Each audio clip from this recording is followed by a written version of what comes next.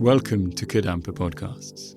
These podcasts offer practical solutions to daily challenges and help guide us to a happier and more peaceful state of mind. In each episode, you will find an extract from a teaching given by one of various Kadampa Buddhist teachers worldwide. All these teachings are inspired by the profound wisdom of Venerable Geshe Khalsang Gyatso Rinpoche, a Buddhist master for our time. We hope you enjoy listening.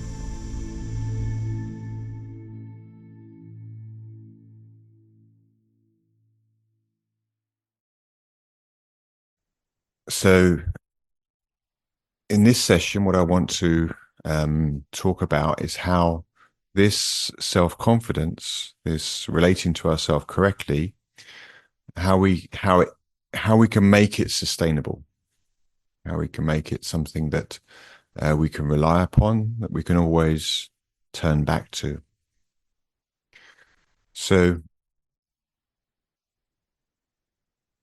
in this section, we're going to focus on the nature of the mind and try to understand the nature of the mind,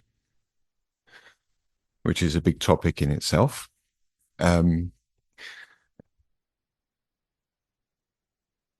So from Buddha's teachings, we can understand that, or in Buddha's presentation of ourself, we can understand that the body and the mind, we have a body, we have a mind, but they're separate natures, they're two different entities. So we have a body, we have a mind, but they're two different things. The body, we know, the body is physical, it has physical properties, it has atoms, molecules, organs, gungy stuff. We understand the body quite well. But generally, we don't understand the nature of the mind in the Western world, the modern Western world. Buddha presents the mind as something different from the body. Whereas the body is physical, has physical properties, the mind is non-physical and doesn't have physical properties. So the mind, consciousness, we can say, has no physical properties. It's and the body and mind come together at conception and go apart at death. So we know what happens to the continuum of the body, stays in this world and is disposed upon. The continuum of the mind is something different. We can gradually come to understand that the continuity of consciousness, that the mind has no beginning and has no end. So the mind and the body are separate things. The body is physical, the mind is non-physical. They come together at conception and go apart when we die. So that's a sort of a very useful model to work with if we want to improve our mind and understand our mind and develop this sustainable self-confidence. But it presents a challenge because if the mind is non-physical, how do we get a sense of it? We can't look at it, we can't touch it, we can't taste it, we can't put it in a box, can't work on it with tools and spanners and things like that. How do we approach an understanding of the mind? The only way to approach it is through analogy. We have to understand the mind through analogy. So this morning we had the analogy of the mind being like a glass of water. In the little meditation we did just now, we had the analogy of the mind being like an ocean and our thoughts and feelings of being like waves. So through analogy, we can begin to get a conception of the mind, the nature of the mind. And Another analogy that's used is the mind is like the sky, and our thoughts and feelings are like the clouds.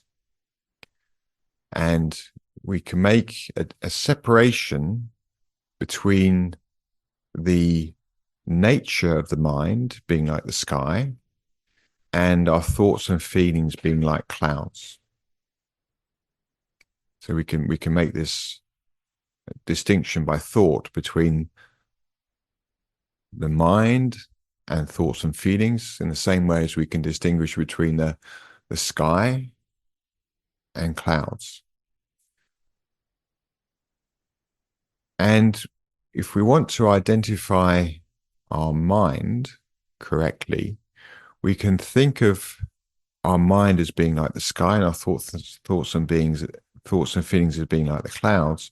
And if we relate to the clear nature of our mind, the clarity of our mind, as we call it, that will function to keep our mind peaceful and calm.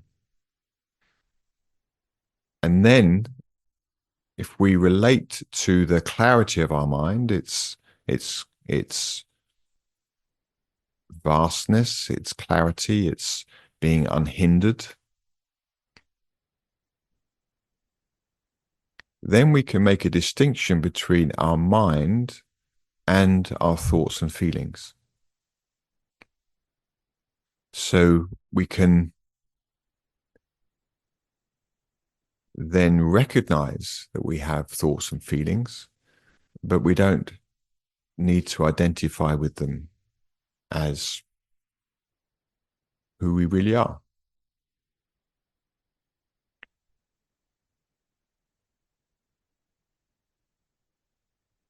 What if we're trying to develop this sustainable self-confidence where we relate to our true nature, we relate to our positive qualities of mind, our compassion, our love, our generosity, and so forth. What gets in the way is our uncomfortable feelings. Our uncomfortable feelings throw us off, because our uncomfortable feelings push us to react in negative ways. They push us to identify with our delusions. So if we can make this separation between the nature of our mind being like clarity and our thoughts and feelings like clouds, then we have a way of a method of dealing with uncomfortable feelings. So whilst uncomfortable feelings continue to arise in our mind, we're not driven by them, even though they feel uncomfortable. If we're relating to the clarity of our mind, if we're relating to our mind as our sky-like mind, even within those uncomfortable feelings, there's some peace. There's an anchor point, if you like. And just like the weather changes, so our mind, what's within our mind, our thoughts and feelings change. So part of this developing a sustainable self-confidence is recognizing that the nature of our mind is clear like the sky. And no matter what thoughts and feelings are arising within my sky-like mind, I can always relate to its clarity, its vastness, its being unhindered.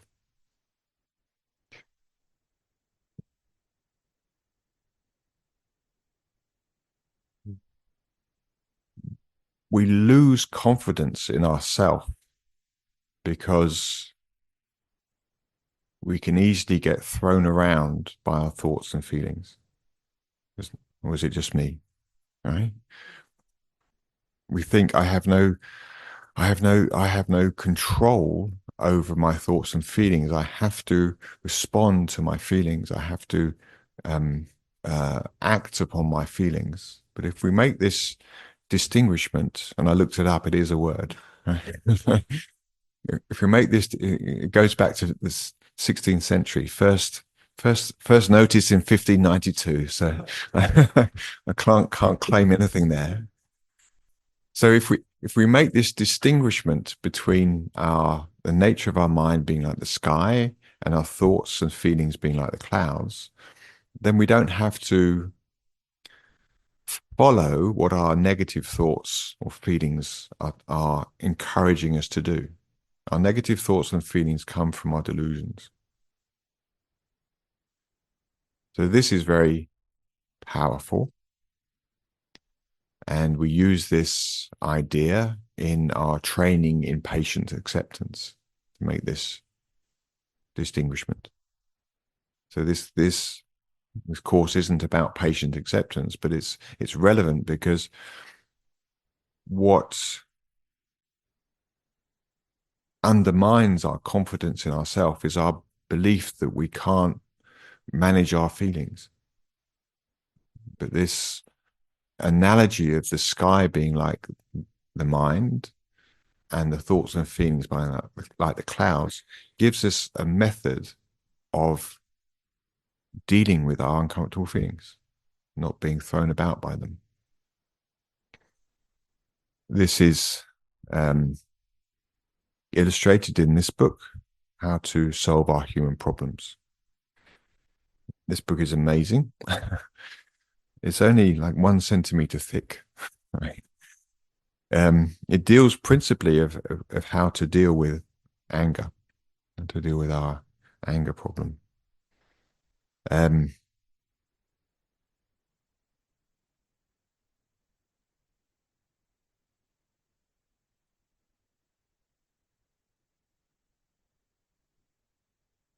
Venerable Geshe uses this analogy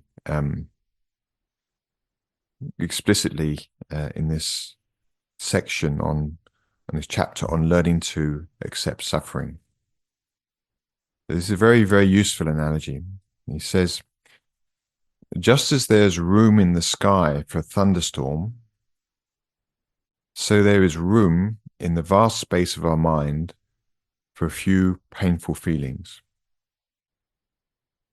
Just as there is room in the sky for a thunderstorm, so there is room in the vast space of our mind for a few painful feelings. And just as a storm has no power to destroy the sky, so unpleasant feelings have no power to destroy our mind.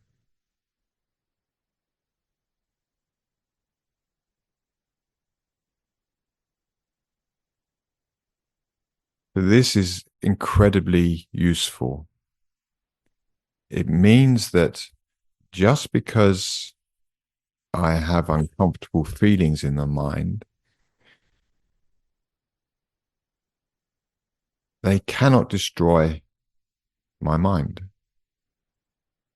No matter how powerful a thunderstorm is, the sky remains. So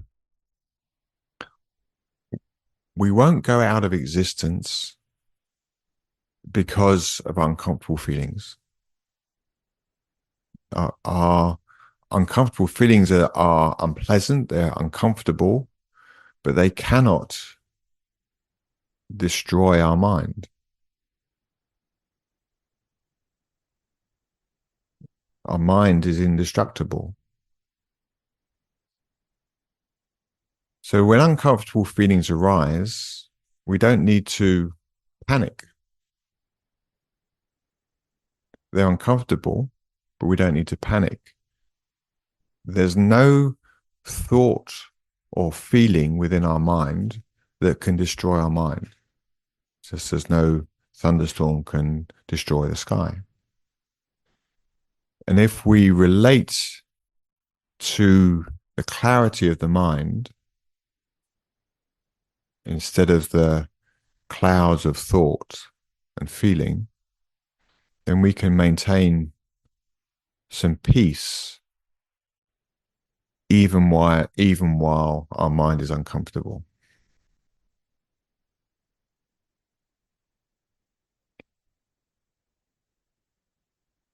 Continues, when painful feelings arise in our mind, there's no need to panic.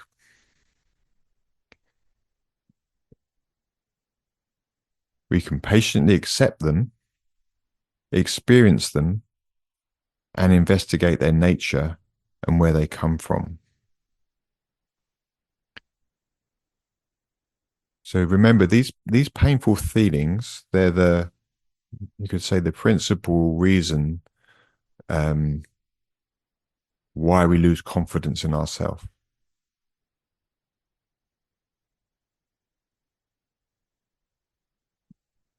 But they're just painful feelings.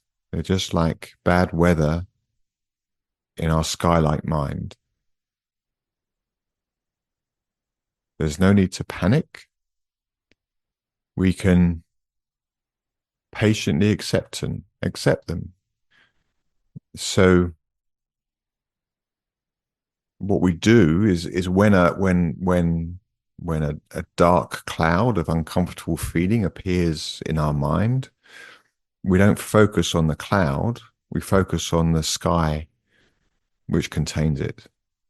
So we broaden our perspective, and we don't deny the existence of the cloud-like feeling, but we broaden our perspective to see that, okay, this cloud, this thunderstorm is within the space of my mind. I'm going to shift my attention away from it and see it in a broader context. You know, we need to do this because we need to understand the mind through analogy. I'm going to see this uncomfortable feeling as just like a dark cloud, and I'm going to shift my attention to the vastness of my mind and see the cloud in the context of that space. And when we do that, we get perspective, and it brings with it some peace.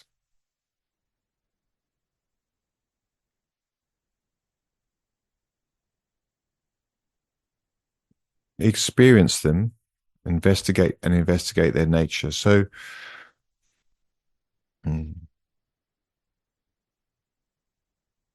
it's not that we deny the uncomfortable feeling. We do experience them. We allow ourselves to experience them. We don't need to deny them. They're there. The feelings, we are experiencing them. We see them in context, and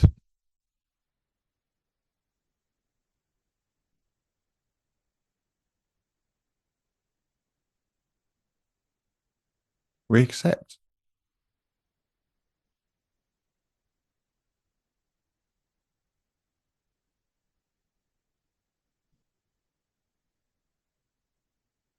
When we do this, we'll discover that painful feelings do not come to us from the outside, but arise from within our own mind. So it looks like it does appear as if the painful feelings are coming to us from the situation. That we have no choice. Once more, we have no choice. I have to respond in this way. I'm seeing things correctly. I have no choice but to respond, usually in a negative way. But if we take the time to observe what's going on in our mind, we'll see that the feelings are not coming from outside. They're coming from within our mind. And this is good news because it means we can do something about it. That we have a choice. Again, we have a choice. If we see that the feelings are coming from within our mind, they're not within the situation, they're not within the external circumstance, they're within our mind. If we see that, then we have a choice.